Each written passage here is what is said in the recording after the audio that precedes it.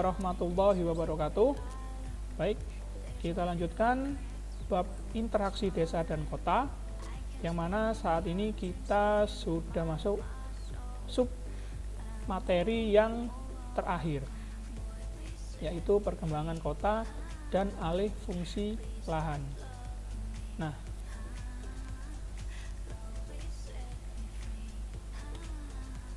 interaksi ya antara dua atau lebih daerah yang berbeda tentunya akan berpengaruh terhadap masing-masing wilayah.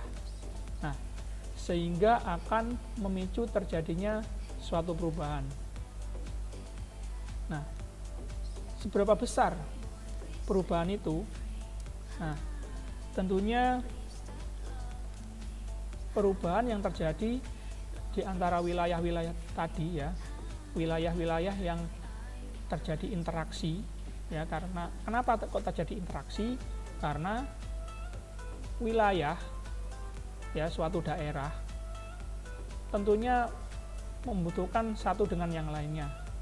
Kenapa membutuhkan satu dengan yang lainnya? Karena mereka mempunyai karakteristik yang berbeda-beda pula ya. Ada daerah atau wilayah yang memiliki keunggulan dari komoditas tertentu. Nah, tetapi juga dia membutuhkan komoditas yang lain yang tidak dihasilkan oleh wilayahnya sendiri. Nah, karena perbedaan karakteristik ya, terjadilah interaksi ya. Nah, interaksi tadi ya terjadi antara dua wilayah atau lebih. Nah, tentunya seberapa kuat interaksi antara dua wilayah itu atau wilayah yang lain. Nah, ini ada beberapa faktor ya. Nah, ini tadi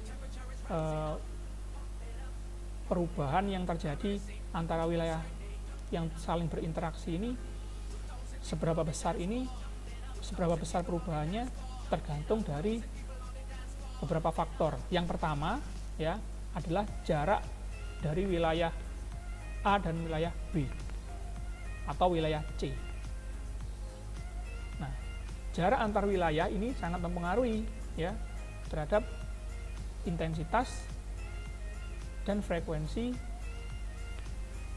interaksinya. Nah, semakin dekat jarak suatu wilayah, tentunya interaksi akan semakin kuat. Yang kedua adalah faktor jumlah penduduk.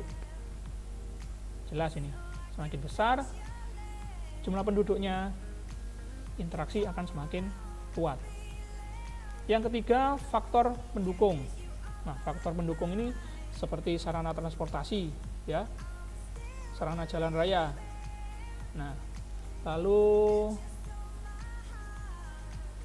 sarana komunikasi, lalu tersedianya jaringan listrik, nah, dan lain-lain. Nah, itulah yang menyebabkan perubahan yang terjadi antara interaksi dua wilayah ya atau lebih. Nah, saat ini kita akan membahas dari manfaat ya dari interaksi antara desa dan kota. Nah, yang pertama adalah hubungan sosial, ekonomi penduduk desa dan kota meningkat. Tuh. Lalu yang kedua, pengetahuan penduduk desa meningkat, terutama dalam penggunaan teknologi di bidang pertanian, berita, dan informasi melalui televisi, dan juga media handphone ya, pakai smartphone. Lalu banyaknya urbanisasi. Nah, urbanisasi di sini kaitannya perpindahan penduduk ya. Kemarin kan urbanisasi itu dapat diartikan dua, yaitu urbanisasi, perpindahan penduduk dari desa ke kota, atau perubahan ya suatu wilayah yang semulanya itu wilayahnya berciri-ciri desa menjadi wilayah yang berciri-ciri kota. Lalu yang keempat, terjadinya hubungan yang saling menguntungkan atau saling ketergantungan dalam pemenuhan kebutuhan. Yang kelima, pembangunan sarana dan prasarana transportasi sehingga memudahkan akses ke desa. Nah, itu beberapa manfaat interaksi antara desa dan kota. Nah, tentunya dengan adanya interaksi wilayah, khususnya desa dan kota, menimbulkan beberapa dampak, baik itu positif maupun negatif. Nah, yang pertama kita lihat dulu apa dampak perkembangan kota untuk desa. Yang pertama tentunya di desa mendapatkan peningkatan dari pelayanan komunikasi ya, komunikasi dan informasi. Nah, karena sekarang jaringan internet ya itu sekarang sudah semakin bagus, tidak seperti dulu. Jangankan internet, sinyal untuk telepon saja kadang-kadang sulit kalau ada di desa. Nah, sekarang sudah banyak didirikan tower seluler ya, sehingga sinyal seluler di desa-desa walaupun pelosok sudah semakin baik. Lalu yang kedua, tingkat upah di pedesaan meningkat, misalnya upah buruh tani. Nah, yang ketiga, tingkat pengangguran di daerah perdesaan berkurang ya, karena sebagian masyarakatnya mencari pekerjaan ke kota. Yang keempat, tingkat kepadatan penduduk berkurang ya, karena tadi pergi ke kota untuk mencari pekerjaan. Nah, tetapi ada dampak negatifnya. Yang pertama, daerah pedesaan kehilangan tenaga kerja ya. Jadi kaitannya dengan urbanisasi tadi.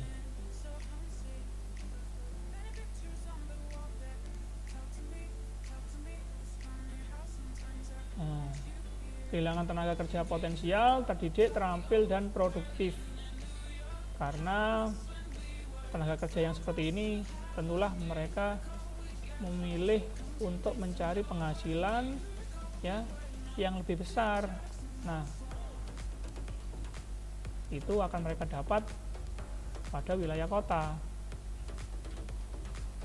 Yang kedua, penduduk produktif banyak yang melakukan urbanisasi ya, penduduk produktif usia 15 hingga 50 tahun ya, mereka banyak yang melakukan urbanisasi, mencari kerja ke kota. Nah, sehingga tadi ya, desa kehilangan tenaga kerja yang potensial, kebanyakan orang-orang tua yang tinggal di desa. Lalu dampak negatif ketiga yaitu jumlah petani menurun. Kok bisa menurun? Nah, ya tadi ya, penduduk produktif ya, orang-orang usia muda sekarang sudah menganggap sektor pertanian itu bukan mata pencarian yang potensial. Jadi kebanyakan masyarakat yang muda, apalagi kalau lulus sarjana, ini nggak mau terjun di bidang pertanian. Nah, akhirnya apa?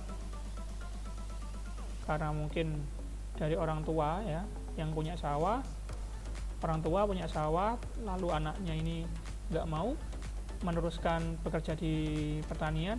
Nah, akhirnya karena anaknya kerja di kota, akhirnya sawahnya dijual karena ya orang tua mau mewariskan ke siapa, anaknya nggak mau.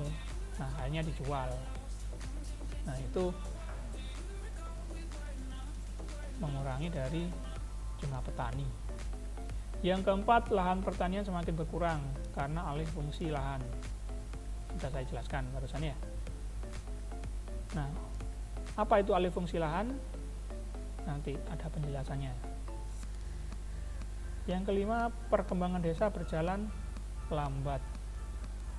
Ya, ini karena tadi faktor-faktor sumber daya manusianya yang sudah berkurang, ya, sumber daya manusia yang produktif, yang terampil, yang terdidik sudah semakin sedikit. Lanjut. Nah, kalau tadi dampaknya bagi desa, nah sekarang bagi kotanya sendiri. Nah, berkembangnya kota, ya, suatu kota ternyata ada positif dan negatifnya bagi kota itu sendiri. Untuk dampak positif, pertama, fasilitas umum semakin beragam dan semakin baik. Lalu yang kedua, tingkat pendidikan merata. Yang ketiga, komunikasi dan informasi lebih cepat dan mudah. Jelas ya, karena di kota. Pembagian kerja berdasarkan kemampuan. Nah, berdasarkan skill ya, dan mereka lulusan dari jurusan apa. Nah, kegiatan ekonomi semakin beragam jenisnya itu di kota, membantu kota di sekitarnya untuk ikut berkembang. Nah, jadi ini salah satu dampak dari wilayah hinterland ya, wilayah hinterland.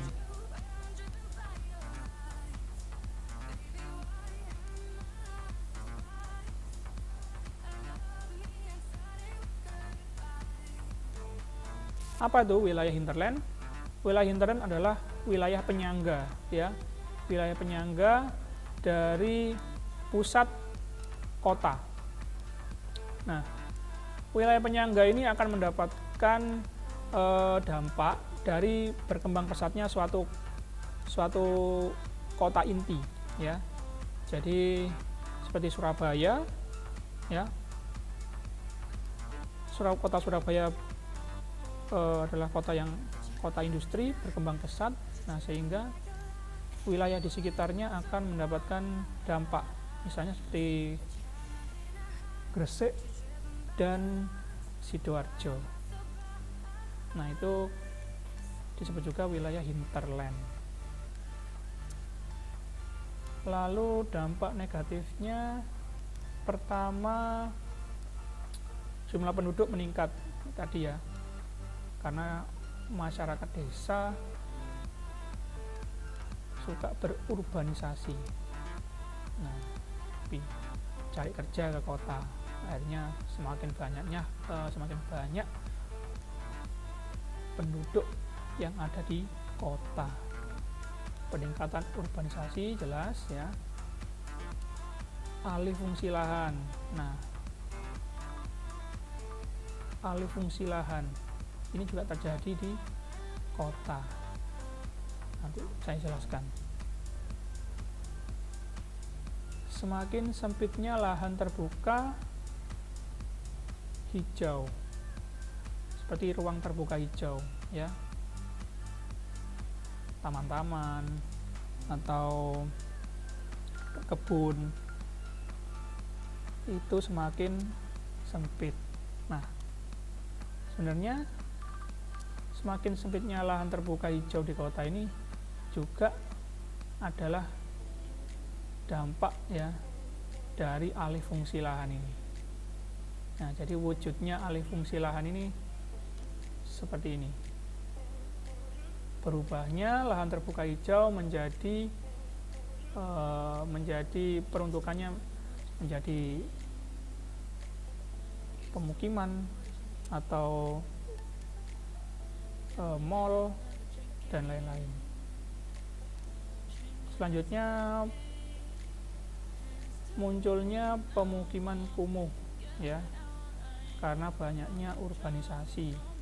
Ya, tentunya penduduk yang datang ke kota ini dia membutuhkan tempat tinggal.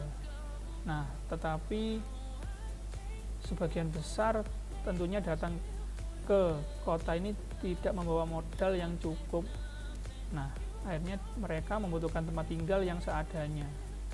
Nah, karena itu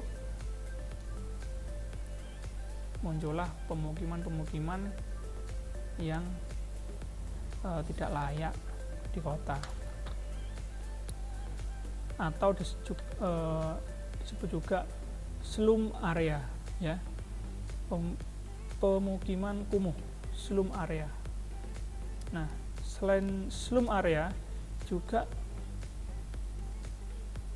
muncul pemukiman liar atau daerah liar yang juga disebut squatter area. Nah, squatter area atau pemukiman liar ini adalah pemukiman yang ada di daerah-daerah yang sebetulnya dilarang, ya, untuk berdirinya pemukiman. Misalnya bantaran sungai, pinggiran rel kereta api, kuburan, dan kolong jembatan. Nah, ini wilayah-wilayah yang dilarang sebetulnya. Tapi karena desakan urbanisasi, kepadatan penduduk, lalu minimnya ruang di kota, akhirnya terbentuklah pemukiman seperti itu. Yang keenam, memudarnya budaya dan munculnya sikap individualis. Nah, ini ciri-ciri kota, ya, sikap individualis dan materialis. Nah, saya akan membahas tentang alih fungsi lahan. Apa sih alih fungsi lahan itu? Ya, alih fungsi lahan itu juga biasanya disebut konversi lahan, ya. Ya, jadi alih fungsi lahan itu merupakan perubahan fungsi, ya, perubahan fungsi sebagian atau seluruh kawasan lahan dari fungsinya semula, ya, fungsi yang direncanakan semula. Kalau konteksnya interaksi desa dan kota ini, konteksnya misalnya lahan ini adalah sawah, ya, perkebunan atau ruang terbuka hijau. Nah, ini beralih fungsi menjadi fungsi lainnya, ya. Fungsi lainnya di sini bisa berupa tempat niaga, ya. Nah, tentunya memiliki dampak negatif, ya, terhadap lingkungan dan potensi lahan itu sendiri. Apa sih dampak negatif? Contohnya dampak negatif dari alih fungsi lahan ini secara makro ya. Secara makro, alih fungsi lahan ini dapat berimbas pada penurunan produktivitas pada pertanian. Nah, ini kan kita konteksnya desa dan kota. Jadi yang paling banyak beralih fungsi adalah lahan-lahan yang semulanya untuk pertanian. Nah, tetapi juga ada dampak negatif lain bagi lingkungan. Nah, misalnya dampak penurunan ya atau degradasi kualitas lingkungan fisik dan sosial, seperti polusi udara ya. Lalu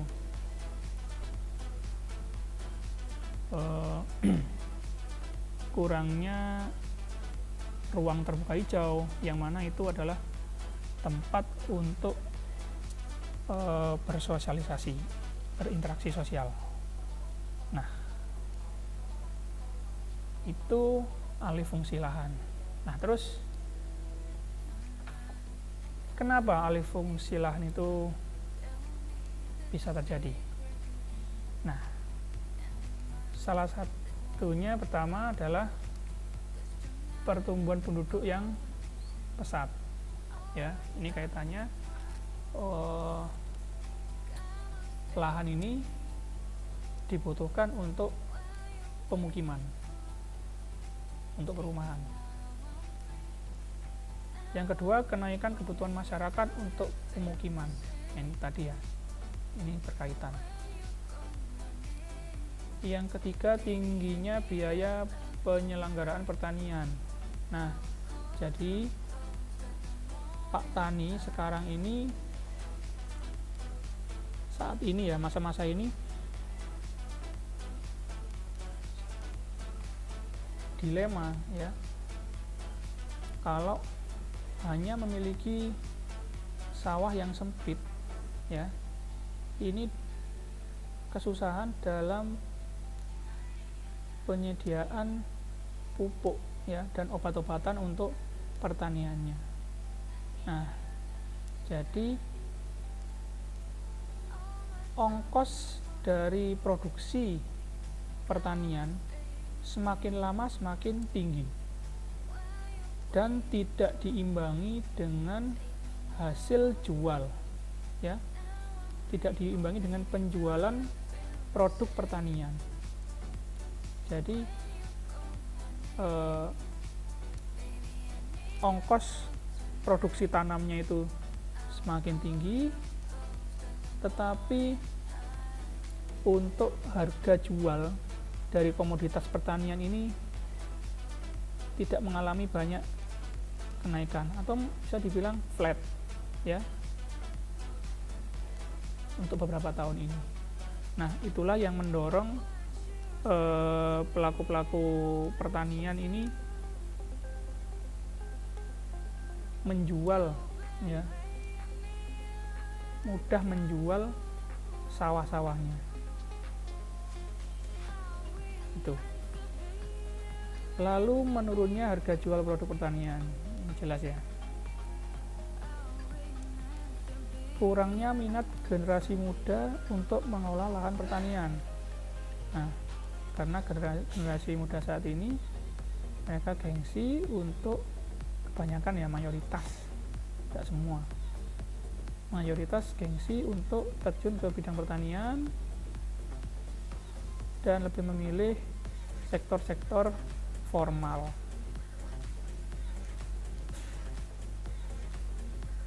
Lalu pergantian ke sektor yang dianggap lebih menjanjikan ya. Misalnya apa? Generasi muda sekarang ini lebih suka bekerja ke sektor yang lebih menjanjikan. Contohnya, kalau mereka lulus kuliah, misalnya kuliah di jurusan ekonomi, ya nanti setelah lulus daftar menjadi pegawai bank. ya. Nah, jadi itu. Yang terakhir, lemahnya regulasi pengendalian alih fungsi lahan. Nah, ini kaitannya dengan birokrasi, ya. Mudahnya tidak ada peraturan yang ketat yang bisa membatasi alih fungsi lahan pertanian, contohnya menjadi perumahan. Nah, jadi ya sekarang ini suka-suka saja para petani itu menjual sawahnya untuk dijadikan, untuk difungsikan ke hal-hal yang lain. Nah, itu bisa kalian lihat contohnya ya di sekitar tempat tinggal kamu, di lingkungan kamu, sawah-sawah yang lahan pertanian ya, yang ada di sekitar, di pinggir jalan raya, jalan besar ya, ini sudah banyak yang beralih fungsi, misalnya menjadi pabrik, menjadi gudang. Nah, itu kan banyak sekali. Nah, itu saja materi tentang perkembangan kota dan alih fungsi lahan. Terima kasih. Wassalamualaikum warahmatullahi wabarakatuh.